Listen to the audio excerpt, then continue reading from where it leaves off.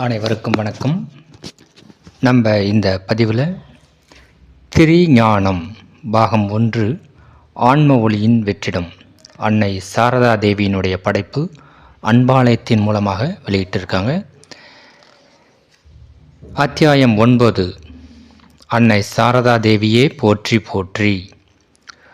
ஒரு தற்கால மானுடன் எவ்விதம் இறை தரிசனம் காண இயலும்? இறை ஒளி எவ்வாறு காட்சியளிக்கும்? அதன் பயன் என்ன? அற்புதமான இம்மூன்று வினாக்களுக்கும் மெய்ஞானம் மற்றும் விஞ்ஞான மார்க்கத்தில் விடையறிய வேண்டும். இறை தரிசனம் என்றால் என்ன? ஒளியே இறைவன் என்றே அறிய கடவது.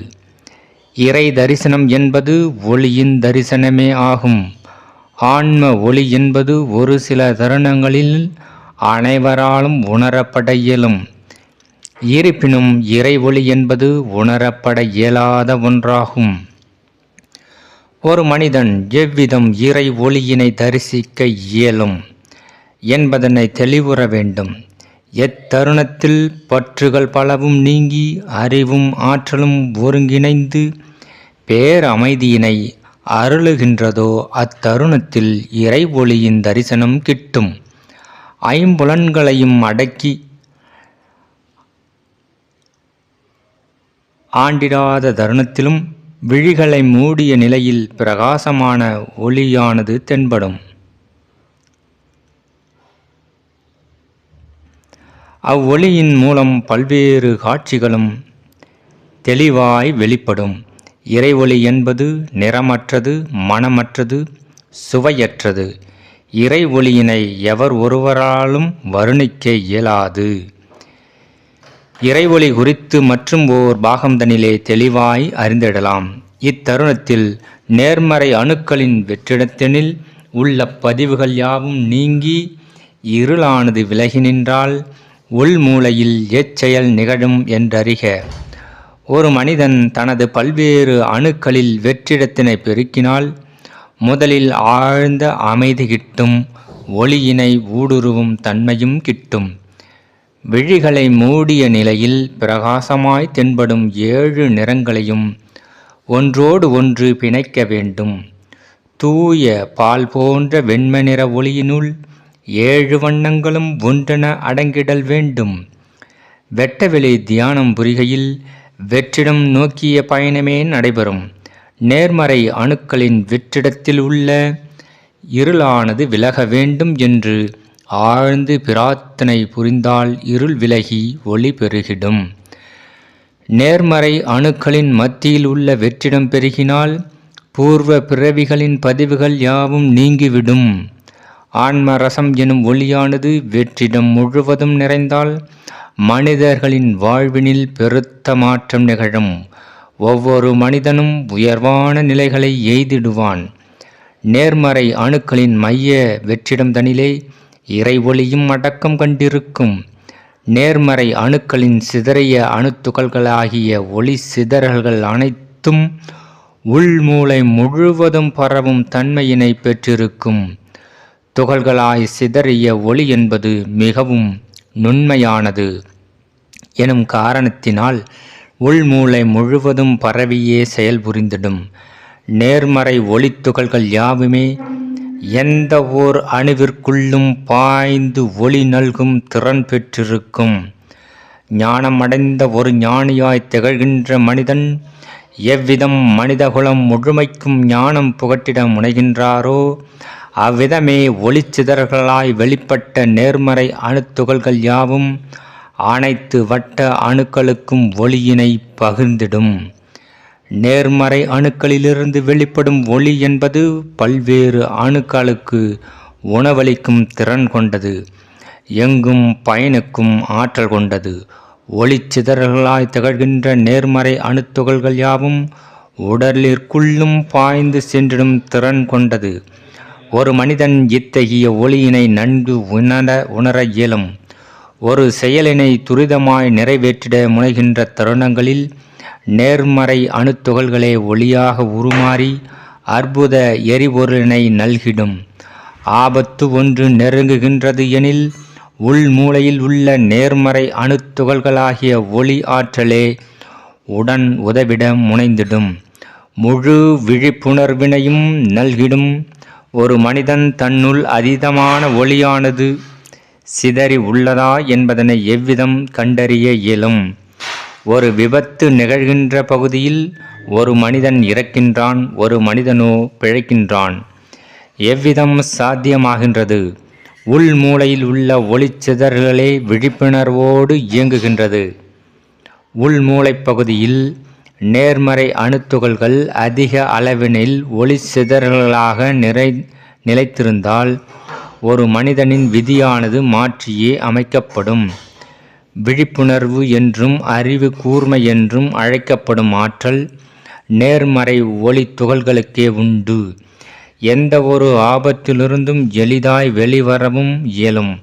ஐம்புலன்களை அடக்கி நேர்மறை அணுத்துகள்களின் வெற்றிடத்தை பெருக்கி ஒளிச்சிதறல்களை உருவாக்கினால் உயிரின் நிர்ணயமும் மாற்றமடையும்.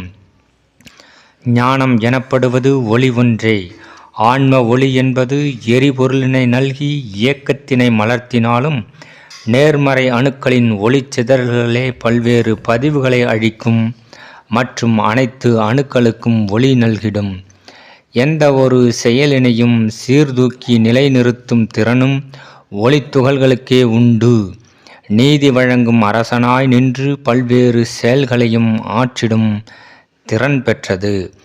நேர்மறை அணுக்களின் ஒளிச்சிதறல்கள் மாத்திரமே அபூர்வ ஒளியினை உமிழக்கூடியது, மேலும் எங்கும் பயணிக்கக்கூடியது. ஆன்மா எனும் பாதரச துகளின் உருகிய ரசம் என்பது நேர்மறை அணுத்துகள்களில் மாத்திரமே முழுமையாக நிலைத்து இயங்கிட இயலும். நேர்மறை அணுக்கள் யாவும் தனது மையத்தில் இருள் சூழ்ந்த பகுதிகளை கொண்டிருக்கும். ஒரு நேர்மறை அணுவானது முழுவதுமாக விடுபட்டு ஒளிச்சிதறல்களாக உருமாறினால் மற்ற அனைத்து நேர்மறை அணுக்களின் மையத்திற்கும் எளிதாய் பயணித்து ஒளியினை நல்கி இருளினை நீக்கி பதிவுகளை அழித்துவிடும். தீபச்சுடர் ஒன்று பல தீபச்சுடர்களுக்கு ஒளி வழங்கும் திறன் பெற்றது போன்றே நேர்மறை அணுக்களின் ஒளிச்சிதறல்களும் செயல்புரியும். அற்புத மாற்றம் ஒன்றினையும் விளைவிக்கும். இரு விழிகளிலும் அமர்ந்துள்ள ஆன்ம துகள்களில் உள்ள வெற்றிடத்தினையும் பெருக்கிடும். பல்வேறு அமில கழிவுகளையும் நீக்கிடும். தொடர்கின்ற அத்தியாயம் தனிலே எவ்விதம் நேர்மறை அணுத்துகள்களின் ஒளி ஆற்றல்கள் யாவும் மற்ற அணுக்களின் வெற்றிடத்தினை பெருக்கிட இயலும் என்றும் அதன் மூலம் ஏற்படும் உள் மாற்றங்கள் குறித்தும் அறிந்திடலாம். மேலும் நேர்மறை அணுக்களை கடந்து பயணிக்கும் தருணத்தில் உள்ள நிர்மல அணுக்களின் வெற்றிடத்தினை குறித்தும் பூரணமாய் அறிந்திடலாம். நிர்மல அணுக்களின் வெற்றிடத்திலும் ஆன்ம ஒளி என்பது நிறைந்திருக்கும். அதன் பணி குறித்தும் பலன் குறித்தும் பூரணமாய் அறிந்திடவே எடுத்துரைப்போம். இறுதியில் உணர்வுகளின் பல்வேறு ஒளி ஆற்றல்கள் குறித்தும் வெற்றிடத்திலிருந்து உதிக்கின்ற உணர்வுகள் குறித்துமே எடுத்துரைப்போம். உருகிய ரசமாய் ஏற்போர் யாவரும் ஒளியினை பெருக்கிடுவர். வாழ்த்துகின்றேன். இந்த அத்தியாயத்தில் நேர்மறை அணுக்கள் அதிலிருந்து வெளிப்படுகின்ற ஒளி எல்லா அணுக்களுக்கும் உணவளிக்கும் திறன் கொண்டது. அந்த ஒளி தான் உடலுக்குள்ளும் பாய்ந்து சென்றிடும் திறன் கொண்டது. அந்த நேர்மறை அணுக்களினுடைய ஒளியானது உடல் முழுவதும் பரவும் பொழுது உடலில் உள்ள பல்வேறு தீய அணுக்கள்லாம் அழிந்து உடல் பொலிவுறும்.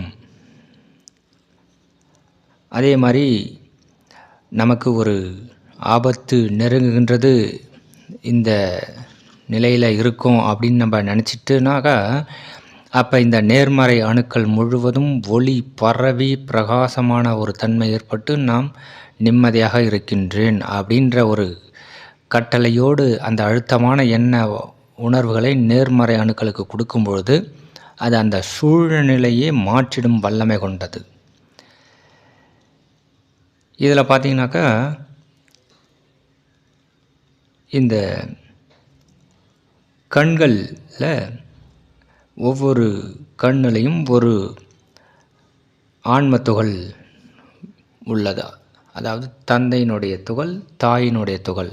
வலது கண்ணிலே தந்தை துகளும் இடது கண்ணிலே தாயினுடைய துகளும் அமர்ந்துள்ளது. இடது கண் சந்திர ஆற்றலும், வலது கண் சூரிய ஆற்றலும். இந்த வலது கண்ணானது குளிர்ச்சி பொருந்தியது, சூரியனுடைய ஆற்றல். இடது கண் என்பது சந்திரனுடைய ஆற்றல், அது வெப்பம் நிறைந்தது. இந்த ஆன்ம துகள்களில் உள்ள வெற்றிடத்தினையும் பெருக்கிடும்.